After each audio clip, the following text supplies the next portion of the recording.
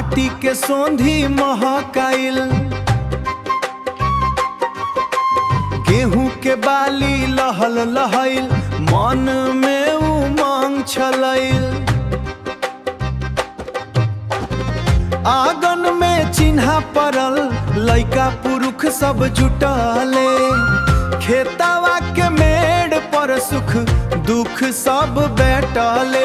अरे आवरे बसंत रंग आपन देखावा, माटी के सोना अब घर घर पहुँचावा। ढोलक के थाप पर मनवाई झला, गाँव के यार खूबे धूम मचलावा, गाँव के यार खूबे धूम मचलावा।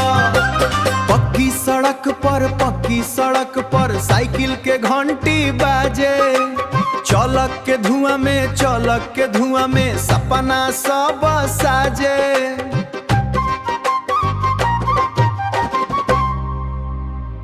अमवा के बगिया में कोयल के पंचम तान, पुरन का किस्सा जियतार भइल सुन के ई गाना।